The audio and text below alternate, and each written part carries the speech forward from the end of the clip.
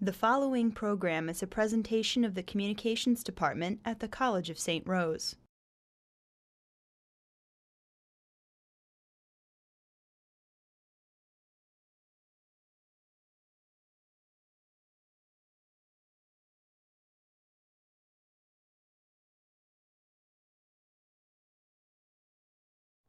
Hello, my name is Vicki Prey with the St. Rose Show. Here with us today is Benita Zahn, a co-host for News Channel 13. And today we're going to talk about some of your side projects, because you have a lot of them. All right. First of all, you did a documentary on the coverage of the World's Gathering of Holocaust Survivors, which won a prestigious New York International Film and Television Award. What made you shoot a documentary on this? Well, there was a woman at the station, you know, it's one of those stories, a woman at the station who was our public affairs director, and she had a friend who knew about this event going on. And at first she thought this might just be an interesting interview to do at the station, because a local woman was going. She was a Holocaust survivor. And in conversations we said, you know what, let's go with her. And that's how it came to be. And we followed her, and it was just an overwhelming event. Was it really emotional? Very much so. You know, you would have people meet who hadn't seen each other since they had gotten out of the concentration camps. And one man, and these were all elderly people at this point, and one man told a story. And when they would meet, they didn't just greet, they cleaved together. And one of the fellas was about 30 in the camp, and another fellow was 16 or so. And they'd become friends, and the older man had taken ill in camp, and the younger fellow was stealing food to keep his older friend alive. And they both survived being in the camp. Two women met, and one said to the other, "You're so beautiful still." And she said, "No, I was beautiful when all the SS wanted me." You know, chilling. And there were walls of pictures put up of people hoping that somebody had seen their loved ones in the years that followed, because most of them had lost their relatives and they didn't know if they were still alive. So it was quite an overwhelming couple of days. Yeah, okay. And also, you produce and host a segment in the Sunday morning newscast entitled Slice of Life. What is this about? Well, that's about whatever I want it to be, and that's the nice part. Basically, people in the community who are doing interesting things and adding to the quality of life in our communities. So it may be somebody who's involved in hospice. Maybe there's somebody who had a dream of always making jewelry and decided to do that in her mom's honor, and now she's making a donation to an organization. Events that are going on, just stuff that might not normally rise to the occasion of a half-hour show. Yeah, that's pretty cool. It's fun.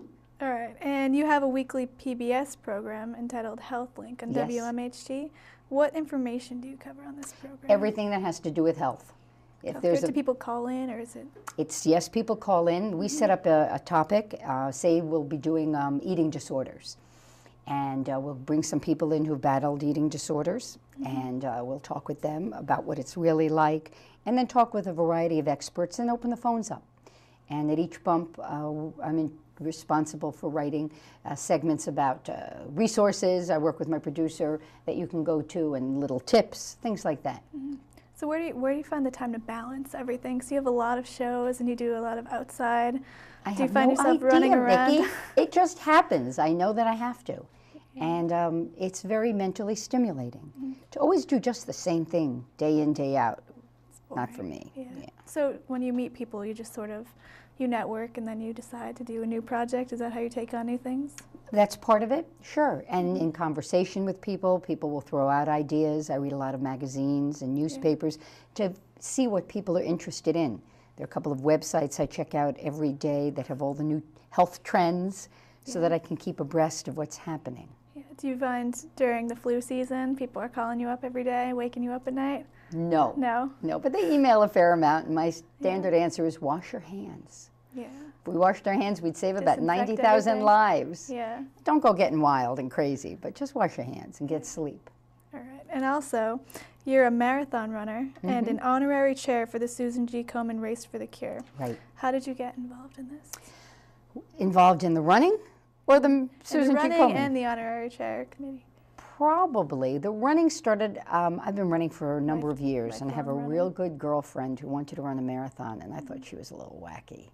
But once we ran a 15K, which is 9.3 miles, and survived, I think she had me hooked. And then from the work I do with the folks from the Susan G. Komen Foundation, which is a big organization for raising money for breast cancer research. They knew I ran, they knew because I was the health reporter, so it worked into a perfect match. And former First Lady Libby Pataki was the co-chair with me for a couple of years.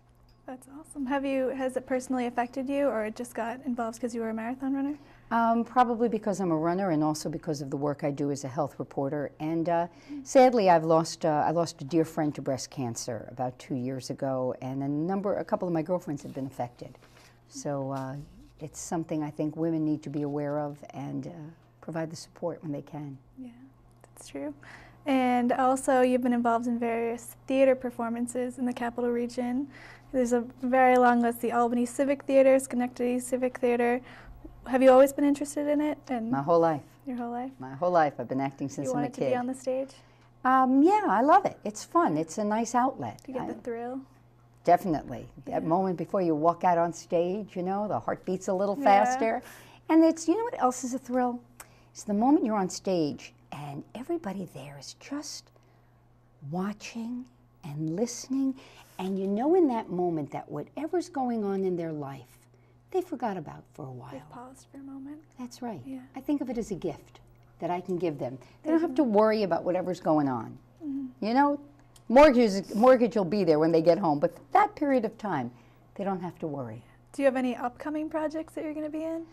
Actually, well, I was in 2 shows this fall. I was in Urinetown with Homemade Theater in Saratoga, and I was in Tale of the Allergist's Wife with Schenectady Civic, and I've signed on to do Dancing with the Stars through the Arthur Murray Studio in Latham, and they raise money to fund a program where they bring their dancers into inner city schools to teach kids about ballroom dancing. Really cool. It's a wonderful program. Are you excited about it? Have you ever ballroom danced before? A little bit. I tend to lead. I'm going to have to learn how to follow. All right. And you also went to SUNY Oswego. What degrees did you receive there? I have a BA in communications with concentrate in broadcasting and in theater arts. Theater arts for graduate, I noticed that. Okay. Well, thank you for being with us, Benita. My name is Vicki Prey for the St. Rose Show. The preceding program is a presentation of the Communications Department at the College of St. Rose.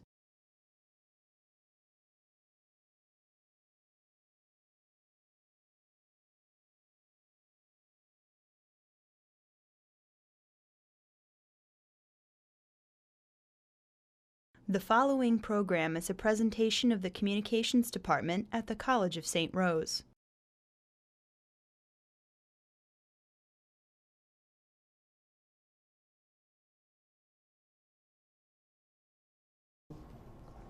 Hi, I'm Christina Valentine. Joining me today is Benita Zahn, a co-anchor at News Channel 13 and health reporter.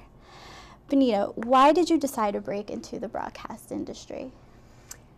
I could be flip and say there was nothing else to do, but the truth be told, I went to college as a biology major. Really? But I had been an honor English student in high school, and I was also very involved in theater. And a dear friend of mine was taking an intro to comm class, and she said, come and take the class with me. Basically, we could sit in the back and, you know, drink coffee and talk 3 mornings a week. But except for me, I realized very quickly it was a combination of everything I loved and I was good at. I needed my observation and analytical skills from science. I needed my performance skills from theater, and I needed my writing skills from all those years as an honor English student. So it all just came together. And then the more I got involved in it, the more I loved it, because I don't sit still so good. And every day it's something new. Right. Was the change of pace a big thing for you to adjust to? I loved it fast. I love the every day is quick and you're always up against deadline, because I get bored fast. And I think if you're going to do this for a living, you have to really like that kind of 3-ring circus energy. Right. As I mentioned before, you're a health reporter. What made you want to head in that direction?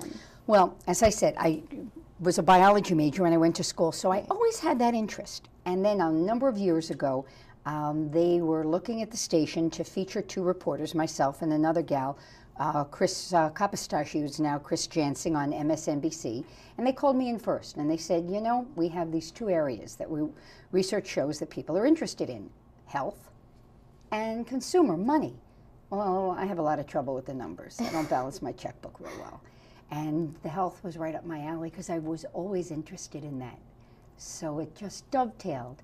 The interesting thing is, you never know where one love is going to take you, you know, even if you put it on hold for a while. Right, so it was a pretty easy transition. Made sense. What would you say would be the most important health issue that you've covered so far?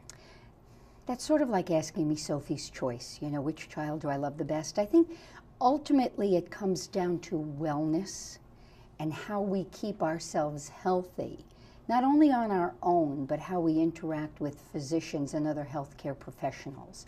Because there are so many, you know, the whole issue of the HPV vaccine is really important now. AIDS in general, very important. Germ transmission, just washing your hands. Right. But it all comes back to wellness.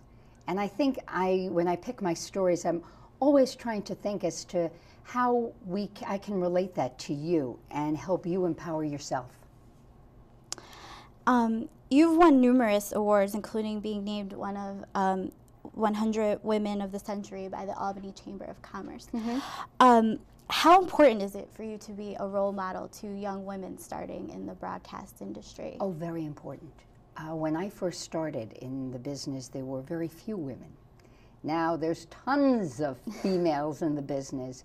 But, you know, women get a bad rap for wanting to edge each other out. I'm a firm believer we have to leave the ladder down behind us. And that's how we stay strong. It's not about pushing the guys out. It's just about making sure that Right. we give each other a hand up. Right. Do you see a lot of that in the industry? The pushing out, some, and not as much as I used to. Actually, I was lucky enough not to be victim of any of that when I think back. I mean, I've seen it around, but I think that we've learned that there's plenty of room for all of us. And how do you, what advice would you give to young women who would want to start out in this industry without having to push out and, you know, stomp on the competition, Right. so to speak? And I'm not a fan of stomping either. I think we can all work side by side, and that makes us all stronger. I think it's very important that while you're in school to get an internship at a television station, at a radio station, in a newspaper, and perhaps all three, because this will give you a feel for the differences in the different types of media. Each media has its own niche in communicating the world affairs to the public at large. It's not that one's any better than the other. They all take a different talent. So I highly recommend that you get an internship. I highly recommend that every person you come in contact with who has the ability to either help you directly or help you with knowledge, you make sure you contact. And you send them the thank you letter and you stay in touch with them, because most of them you'll find are willing to help you out. All right. And how did you get your start? How did you get into the whole networking and everything? Well, I wish I was better at it. I wish somebody had told me that many years ago. But I started with an internship at, I went to SUNY Oswego, and there was a station that was owned and operated, radio station owned and operated by the state. And I started doing news reports there and interviews and pushing myself whenever a famous person would come on campus. I'd run back, you know, grab the tape recorder. And I remember Isaac Asimov, the science fiction writer, was going to speak on campus. I thought, oh, this will be great. I have to turn in a taped interview every week. So I run over and I get the tape recorder and I said to the guy who was in charge, I go, do you think I've got, you know, the courage to do this? And he looked at me and goes, Benita, if anybody has the courage to get the interview, it's you. Well, I was in awe of Isaac Asimov because I was a big science fiction fan. Well, I learned real early that just because somebody's famous doesn't mean they're nice or classy. He wasn't really either. And that always gave me more courage to go after an interview. And the worst somebody can say is no. Right. Yes. That's Right? Just ask. What are they Right. going to say? Sorry, Christina, I don't want to do the interview. Well, nobody's bleeding and nobody's dead. It's not so bad. At least you tried. Right. And what would you tell young people who, you know, might feel discouraged at first? Just keep trying. Start someplace small. Go somewhere where the word communication or broadcasting is even in the letterhead. It may not be exactly what you want. I had an old advisor who used to say, even if you're pushing broom at a TV station, it's a foot in the door and you're going to start to meet people. So always put yourself in a situation that has the potential for you to move up. Always put yourself in a situation where you're learning something that you can then bring to the table. Right. You know, who thought back then that all the biology education I had was going to turn out to be so important to me? So would you recommend people in college have a minor at least or some other type of area of concentration if they're going into communications? I would heartily urge that you have another area of interest or many areas of interest.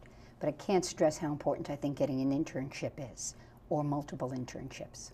Because after the first one, then I had one in Syracuse at the ABC affiliate, and I had to borrow a car every week to drive in for it. Right. Well, thank you very much for joining me today. My pleasure. I'm Christina Valentine. Thanks for watching. The preceding program is a presentation of the Communications Department at the College of St. Rose.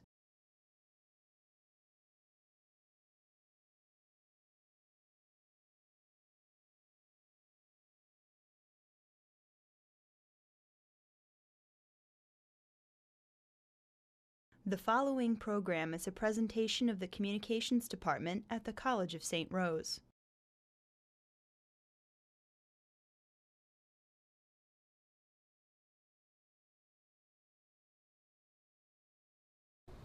And good afternoon, I'm Benita Zahn, and I'm the guest interviewer today at Paul Conti's production class. And the point of the program today is just to have a nice conversation, but I thought it would be fascinating to understand how different students have a different college experience. Andrea's with us today, and she's a mom. She's got 2 kids. She drives back and forth from Amsterdam every day. Nick just transferred in from Hudson Valley Community College, so this is a new experience for him, just meeting kids, but he's living at home. And then we also have with us Janae, and Janae's been here for the last 3 years. She's making this her 3rd year, and she lives on campus. So I guess I'd have to start out by saying, and I want to start with you, Andrea, in that you come in every day and you leave your children at home, do you feel you have to make a transition in the car to be that college kid? Yes, it's been a really long process, actually, trying just from when they were babies to get the time to come back to school. And when I'm coming back in the car, I feel like it's, you know, a big change to coming from being a student to going back to being a mom and doing all the house stuff. And I feel like I do a lot of things that traditional students don't do. Does it get in the way of your studying time? Oh, definitely.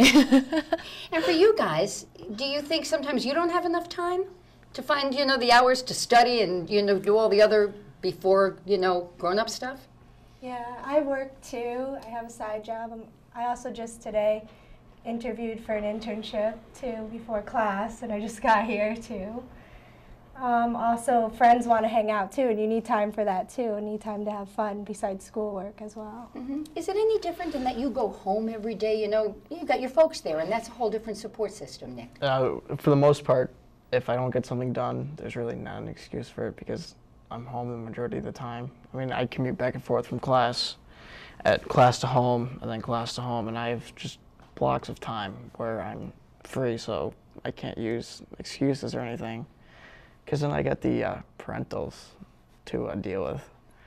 And if I don't know, goof around, it's threatened to be kicked out of the house and et cetera, et cetera. So just for the most part, just no, not really. I mean, just no excuse basis. Then let me ask, how do you individually find that balance to have enough time to be studious and have enough time, as you say, you want to hang out with your friends, and I'm sure you do too. You're a wife, a mom, and a student, but you're also a friend. Mm-hmm. How do you begin to parcel out your time? I try and do my work when my kids are at school, and I try to have that time for them when they're home. And that's how I try and do it. Does it ever bleed over? Yeah, it's hard. I have a big paper to do, and I'll be sitting at the computer trying to write it, and they'll be climbing on me. They don't understand, like, stop doing your homework. Do you think that you're a good role model, even though they're young, they're 5 and 3? Do you think you're a good role model to show them how important education is? Yes, that's a big reason for why I went back to school, because I wanted them to see that that was important to me and it will be important to them. When you hear what Andrea juggles every day, how does that kind of change your perception of what your calendar looks like? Time management. That's pretty much it. You gotta manage your time. I mean, if she has kids and she has to set time for them along with school, then again, with the no excuse thing, it's all about prioritizing your time and just setting guidelines for yourself, what needs to be done first, and just to get it all done. So time management for the most part. I'm going to come back to that in a moment. I know Okay. you want to jump in, Janae. Yeah, I think she makes my schedule look pretty easy, as I think it would be hard for me to commute because she lives like a half an hour, 45 minutes away, and then take care of her kids, family, and do the housework and the cleaning. I don't know if I could do it, and I know she has a side job as well, too, so. When you use the word, the P word, prioritize, you know, in sitting down and thinking about your daily schedule, have you taken a look at where you have extra time or where you really are stealing time from something else that might be as important? All the time. Not gonna lie. Free time, just hang out with friends or sleep for the most part, because I go out at night. I don't come home at reasonable times. Are you feeling a little indulged right now? Time management, and it's something I got to work on. Yeah. Do you For the think most part. that if you start to work on it now, it will serve you well as you graduate and then get into the work environment? Of course, because you got to learn somewhere, and once you learn, no matter what age, hopefully it's before you actually go into a real working job to face the real world, because you don't want to get fired from being late. So. Nobody cares about your excuses. Right. I've had previous jobs that they didn't care why I was late. They just didn't like it at all. What have you learned from that? Not to do it anymore, for the most part. It taught me a lesson. I left my previous job because they were throwing out threats, and so I didn't want to get fired, so I quit. I was pretty much the bearer. Did you bring a better work attitude to your next position? Yes. I'm not late as much. And I wonder, Janae, are you worried as you're going to add an internship to your already busy schedule?